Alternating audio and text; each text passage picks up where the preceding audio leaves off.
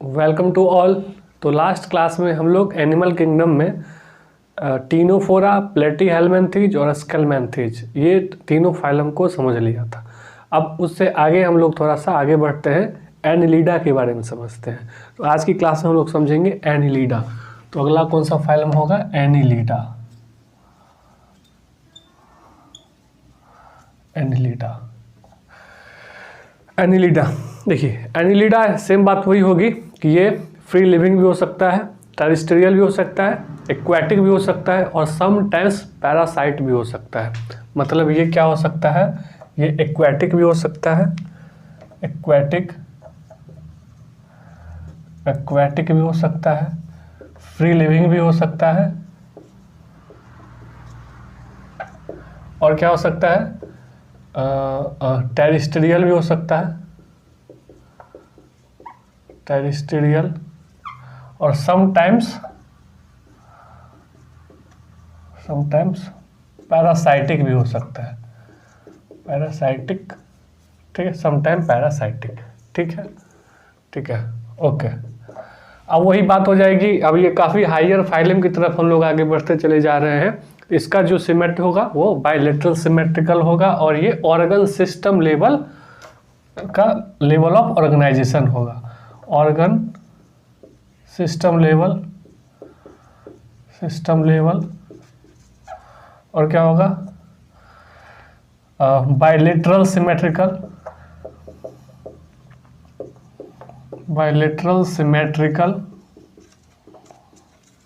अच्छा, अब आगे उससे बढ़े, अगर वही देखें ट्रिप्लोब्लास्टिक होगा, जो जर्मिनल लेयर होगा वो ट्रिप्लोब्लास्टिक। ये सब तो हम लोग जानते ही हैं, जब ये सब टॉपिक को समझ रहे थे तो वहाँ पे हम लोगों ने एग्जाम्पल से समझ ही लिया था इन सब चीज़ों को। ट्रिप्लोब्लास्टिक के बाद अगर देखें तो सिलोमैटिक, यस ये इट इज सिलोमैटिक। अच्छा, अब बात करते हैं मेटामेरिज्म की, यानी कि सेगमेंटेशन की। तो इसमें सेगमेंटेशन होगा। जब हम लोग सेगमेंटेशन समझ रहे थे तो वहाँ मैंने आपको बताया था एनिलिडा में एक्सटर्नल और इंटरनल दोनों टाइप के सेगमेंटेशन होते हैं, यानी कि मेटामेरिज्म होता है। तो इसमें मेटामेरिज्म होगा internal and external, both metamerism means segmentation.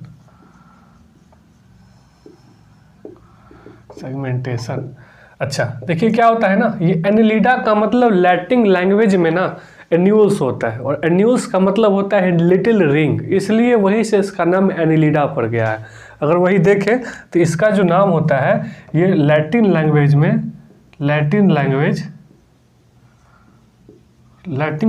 में एनिलिडा का मतलब क्या होता है? एन्यूल्स। और एन्यूल्स का मतलब होता है लिटिल रिंग।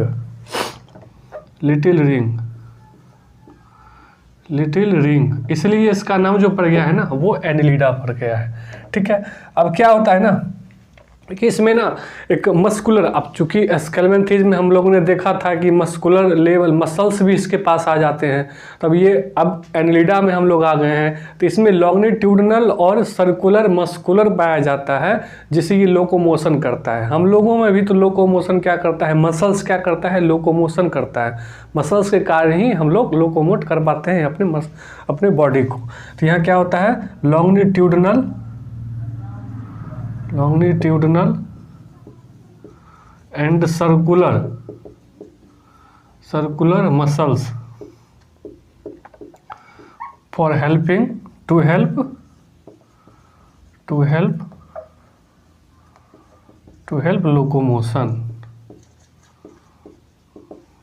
लोकोमोशन। ठीक है, लोकोमोशन। ठीक है, अब ये हो गया। अब ना इसके के पास ना एक्सक्रीटरी प्रोडक्ट यानी कि नेफ्रेडिया पाया जाता है। अब वहाँ देखिए, इससे पहले वाले स्केलमेंथीज में हम लोगों ने देखा था कि एक एक्सक्रीटरी ट्यूब आता है, क्योंकि सूडोसिलोमैटिक होता है, थोड़ा तो सीलोम होगा, वहाँ पे कैविटी होगा, उसके थ्रू जो भी वेस्ट मटेरियल होंगे वो बाहर आ जाएंगे, रिमूव हो जाएंगे। उससे पहले हम लोगों ने प्लेटीहेल्मिन्थेज में देखा था, उसमें फ्लेम सेल पाया गया था। फ्लेम सेल था ऑस्मो रेगुलेशन और एक्सक्रीटरी प्रोडक्ट बाहर निकालने के लिए। और यहाँ पे देखिए एनिलिडा, उससे काफ़ी हायर फाइलम में हम लोग एंट्री कर चुके हैं। तो इसमें पहली बार प्योर एक ऑस्मो रेगुलेशन और एक्सक्रेशन के लिए एक ऑर्गन पाया जाता है जिसको बोलते हैं नेफ्रेडिया। नेफ्रेडिया नेफ्रेडिया नेफ्रेडिया क्या करता है? हेल्प एक्सक्रीट वेस्ट मटेरियल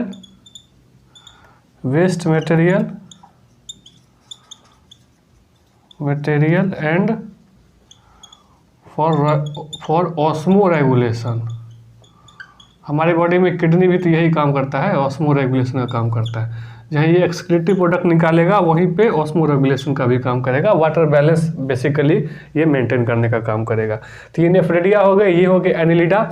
और साथ में देखें तो एक इसमें ना अगर बेसिकली देखा जाए ना तो इसमें जो होता है ये बेसिकली इसमें ना डायरेक्ट डेवलपमेंट होता है। तो डायरेक्ट डेवलपमेंट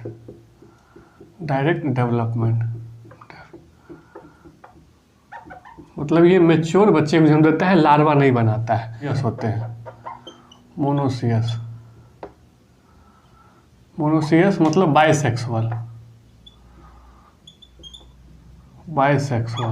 लेकिन जो नेरिस होता है, ये नेरिस इसको ध्यान रखिए कि ये नेरिस क्या होता है। नेरिस की अगर बात करें ना थोड़ी सी, तो नेरिस कुछ इस टाइप का होता है, लाइक दिस वन। ये नेरिस के ऊपर ना इस टाइप का ना ये फिन्स होते हैं इसके चारों तरफ, पैरापोडिया जिसको बोलेंगे। ये क्या करता है? ये एक्वेटिक होता है। यहाँ हमने शुरू में ही देख लिया था कि ये एक्वेटिक भी हो सकते हैं, फ्री लिविंग भी हो सकते हैं, समटाइम्स पैरासाइट भी हो सकते हैं, टेरेस्ट्रियल भी होते हैं। तो ये नेरिस का है, ये नेरिस है। तो नेरिस में क्या होता है? ये एक्वेटिक होता है, ये एक्वेटिक है। एक्वेटिक होगा तो इसको स्विमिंग करना पड़ेगा। जब स्विमिंग करेगा तो इसके पास पैरापोडिया होगा, पैरापोडिया। इसी पैरापोडिया के सहारे जो विंग्स लगा हुआ है इसके ऊपर, फिन्स जो है इसी के सहारे भी स्विम करता है, एक्वेटिक होता है। इसमें अगर देखा जाए तो ये बाकी सब के सब एनिलिडा में मोनोसियस होते हैं, ये डाइसियस होता है, डायोसियस का मतलब क्या हो गया? इसमें बेसिकली ये यूनिसेक्सुअल होता है। और साथ साथ यहाँ इनडायरेक्ट डेवलपमेंट होगा, इनडायरेक्ट डेवलपमेंट।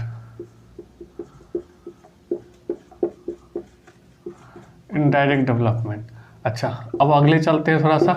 ये नेरिस हो गया, तो नेरिस को अलग से रखेंगे। ये थोड़ा सा औरों से डिफरेंस होता है, ये एक्वेटिक होते हैं। एक्वेटिक होंगे, इसके लिए इनको स्विम करना पड़ेगा, इसलिए इनके पास पैरापोडिया होता है लेटरल साइड से, जिसके सहारे वो स्विम कर पाते हैं पानी के अंदर। और सब बाकी इनके फाइलम में जितने भी एनिमल्स हैं सब के सब मोनोसियस होते हैं, लेकिन ये डायोसियस होता है, इट मीन्स यूनिसेक्सुअल होता है। बाकी सब में डायरेक्ट डेवलपमेंट होता है, लेकिन इसमें बोलता है मेरा इनडायरेक्ट डेवलपमेंट होगा, मीन्स ये लार्वा बनाएगा। ठीक है। अच्छा, इनमें ना एक गैंग्लिया होता है। अब गैंग्लिया क्या होता है? बेसिकली जो न्यूरॉन्स होते हैं ना, उसके जो बॉडी होते हैं उसके ग्रुप को ना गैंग्लिया कहा जाता है।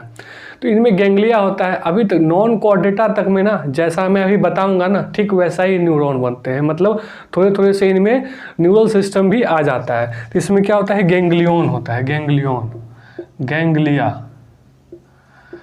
देखिए इसके स्ट्रक्चर के बारे में समझें तो एक्चुअली होता क्या है ना कि मतलब इस टाइप का है। ये हो गया गैंग्लिया, ये हो गया गैंग्लिया। मान लीजिए कि ये एक एनिलिडा है, तो यहाँ पे गैंग्लिया होता है, यहाँ पे गैंग्लिया होता है, यहाँ गैंग्लिया होता है और यहाँ गैंग्लिया होता है। मतलब गैंग्लिया जो होता है ऊपर भी होगा पेयर में और नीचे भी होगा पेयर में, ऊपर पेयर में नीचे पेयर में। और साइड से इसमें नर्व्स लगे रहेंगे, इस टाइप से इसमें नर्व्स रहेंगे, लेटरली नर्व्स रहेंगे। तो ये हो गया गैंग्लिया और ये हो गए इसके नर्व्स। अब इसके वेंट्रली, अब जैसे कि यहाँ पे अगर कोई आदमी लेट जाए तो ये वाला जो वेंट्रल हो जाएगा वो नीचे की तरफ हो जाएगा। तो नीचे की तरफ ना नर्व कॉर्ड होते हैं, ये लाइक दिस नर्व कॉर्ड। ये हो गए नर्व कॉर्ड, और ये एक नहीं उस साइड से भी होंगे। अब यहाँ मैंने एक बनाया है, उस साइड से भी एक है, इधर है तो उधर भी है, मतलब पेयर में है दोनों, ऊपर नीचे दोनों, तो यहाँ भी होंगे हल्के से यार।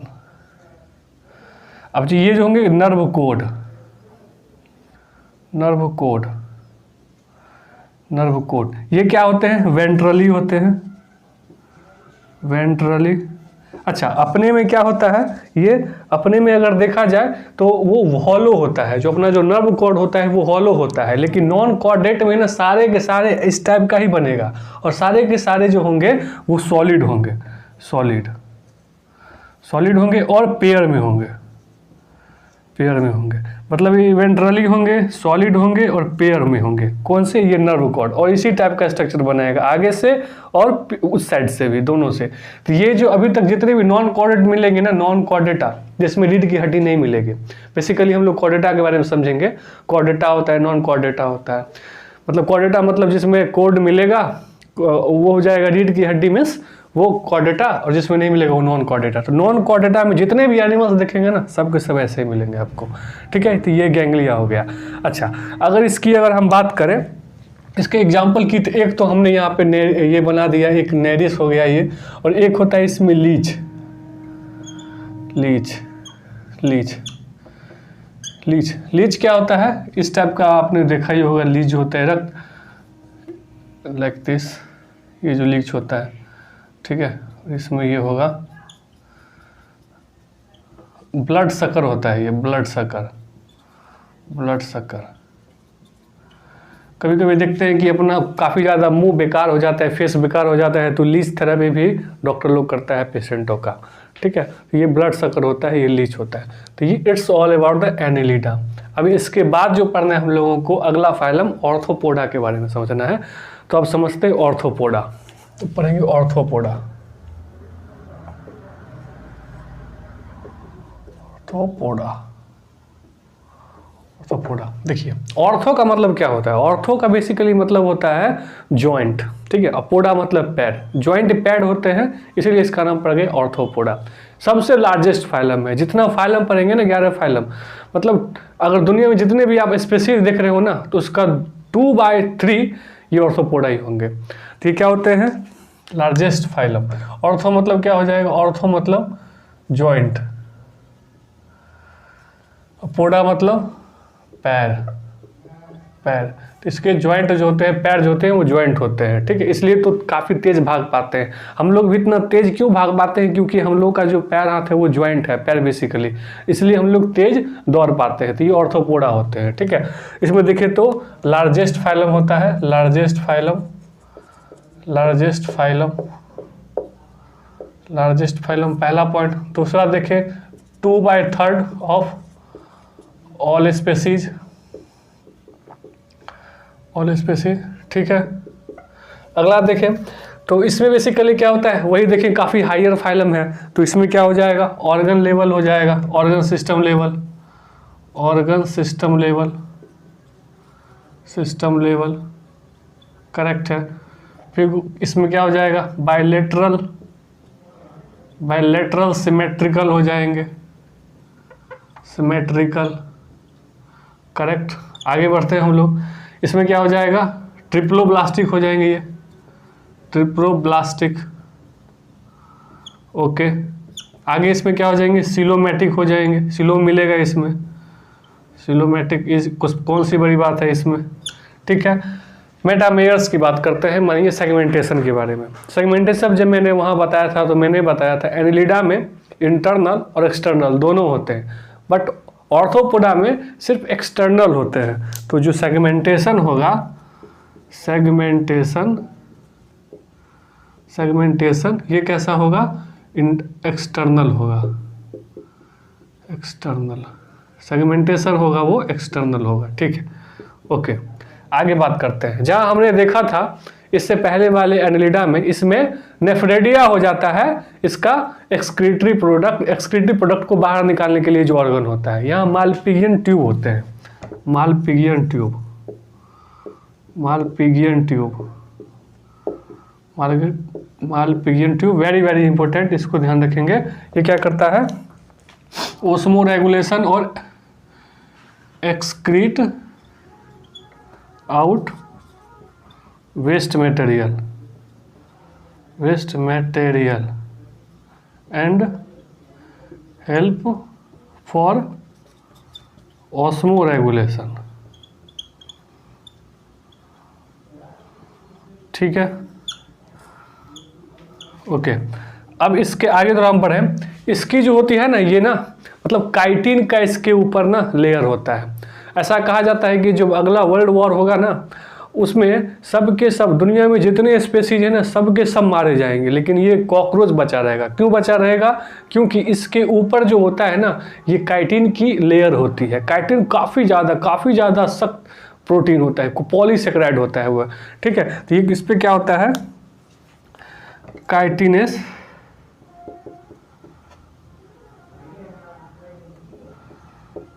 लेयर होते हैं इस पर, एक्सोस्केलेटन जिसको बोल सकते हैं, स्केलेटन।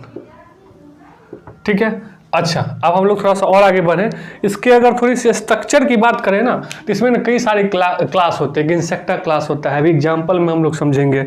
इसमें एक होता है, जैसे अगर हम बात करें तो इसमें क्या होगा, इसमें हेड होगा, ठीक है, थोरैक्स होगा, थोरैक्स के बाद और क्या होगा, थोरैक्स। ठीक है, और क्या होगा, इसमें एब्डोमेन होगा, और क्या होगा, एंटीना होता है इसमें, एंटीना। तो इसमें जो कैसे मैंने बताया, इसमें क्या होंगे, हेड होंगे, क्या होगा, फिर ये थोरैक्स होगा और ये एब्डोमेन होगा, और इसमें मैंने इसका मेटामेरिज्म बना दिया। इस टाइप का सेगमेंटेशन भी बना देता हूँ मैं। ठीक है, और इस टाइप का स्ट्रक्चर थोड़ा सा,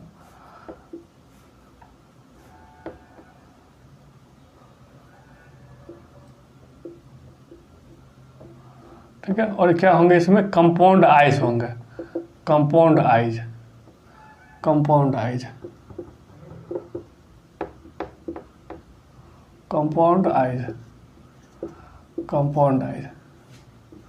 ठीक है, और क्या होंगे, एंटीना होंगे, टेंटिकल्स होंगे।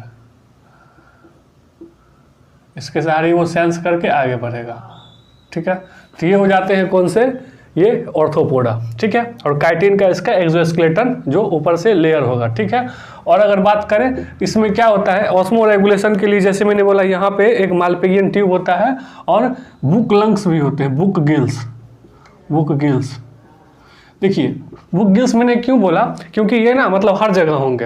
अब इतना बड़ा फाइलम है, तो इसमें से कुछ बुक गिल्स होते हैं, कुछ बुक लंग्स वाले होते हैं, कुछ उसमें ट्रैकियल सिस्टम भी होता है। ठीक है, तो बुक गिल्स होते हैं, बुक लंग्स होते हैं, ट्रैकियल सिस्टम होता है,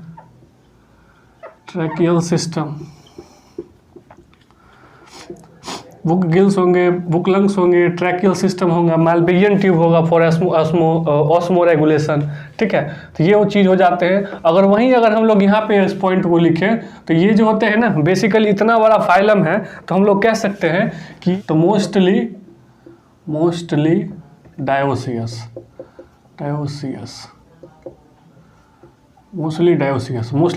का मतलब आप समझिएगा हम क्या हो जाएगा, वो यूनिसेक्सुअल हो जाएगा मोस्टली। वही देखें तो वी पैरस होते हैं, ये वी पैरस, ओवी पैरस बेसिकली, ओवी पैरस होंगे, मतलब अंडा देने वाले होते हैं मोस्टली। ठीक है, वहीं पर देखिए तो इनमें जो फर्टिलाइजेशन होगा ना, वो इंटरनल होगा, फर्टिलाइजेशन इंटरनल। ये भी मोस्टली इसमें आएगा, क्योंकि इतना बड़ा फाइलम है, हो सकता है कि कुछ में एक्सटर्नल फर्टिलाइजेशन भी हो। ठीक है, और अगर बात करें तो इसमें डेवलपमेंट जो हो सकता है वो इनडायरेक्ट भी हो सकता है और डायरेक्ट भी हो सकता है। डेवलपमेंट डायरेक्ट और इनडायरेक्ट। तो इन सारे पॉइंट को ना बेसिकली ना ध्यान से देखिएगा, ठीक है, क्योंकि काफ़ी इंपॉर्टेंट लाइन है ये सब। मोस्टली ये डाइसियस होते हैं, मोस्टली इसलिए लिखा है कि कुछ इसमें मोनोसियस भी हो सकते हैं, बिकॉज जितना बड़ा फाइलम है तो कुछ भी हो सकता है। ओवी पैरस होते हैं मोस्टली, फर्टिलाइजेशन इसमें इंटरनल होता है, डेवलपमेंट जो होता है वो डायरेक्ट भी हो सकता है और इनडायरेक्ट भी हो सकता है। ये बात हो गई इसमें कुछ बेसिक चीज़ें इसके बारे में। अब इसके एग्जाम्पल्स के बारे में समझते हैं, इसके एग्जाम्पल्स। तो कुछ ऐसे ऑर्थोपोडाज होते हैं जो इकोनॉमिकली काफ़ी ज़्यादा सहायता करते हैं, मतलब जो पैसा बना के देगा, ठीक है। कुछ ऐसे ऑर्थोपोडा होंगे जो फसल को खराब करेंगे, पेस्ट होते हैं वो फसल को खराब करने वाले, बेसिकली पेस्ट को कहा जाता है जो फसल को खराब करता है। कुछ ऐसे ऑर्थोपोडा होंगे जो जिसमें ना वो जो बीमारी को फैलाते होंगे। इसमें कौन से होंगे? पहला हम लोग देखते हैं तो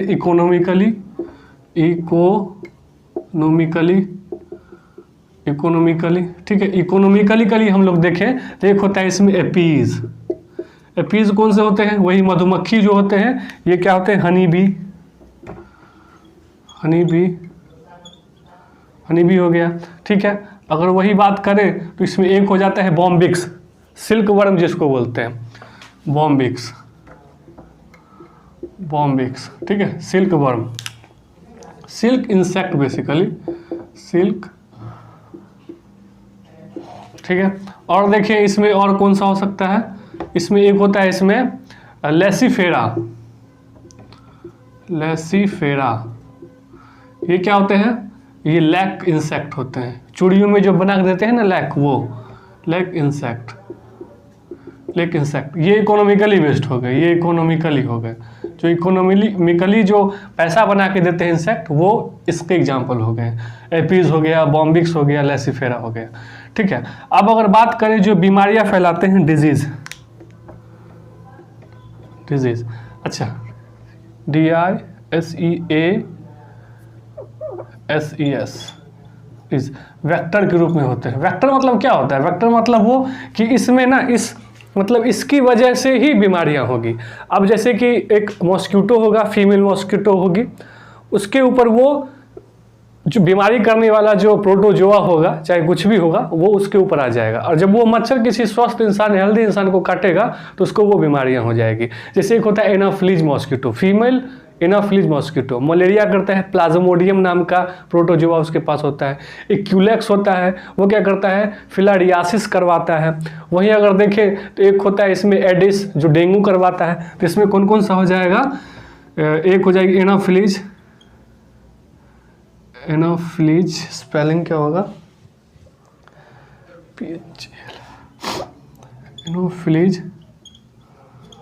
एनाफ्लीज होगा। ये क्या करवाता है? मलेरिया करवाता है, ठीक है। दूसरा अगर बात करें तो एक हो जाता है इसमें एडिस, ये क्या करवाता है? डेंगू करवाता है, ठीक है। और अगर तीसरी बात करें तो एक होता है क्यूलेक्स क्या करवाता है? ये एक ऐसा है, फिलारियासिस करवाता है, ठीक है। क्यूलेक्स मच्छर फिलारियासिस करवाता है, ठीक है। तो क्यूलेक्स हो गए, एडिस हो गए, एनाफ्लीज हो गए, ये सब मॉस्किटो होते हैं जो वेक्टर के रूप में बीमारियां फैलाते हैं। तो वो इसके कुछ एग्जांपल्स हो गए। इकोनॉमिकली एपीज, बॉम्बिक्स और लेसिफेरा हम लोगों ने देख लिया। अच्छा, एक होते हैं इसमें लिमुलस, किंग क्रैब बोलते हैं, इसमें PYQ भी आया हुआ है इसके ऊपर। ये लिविंग फॉसिल्स हैं, लिविंग फॉसिल्स।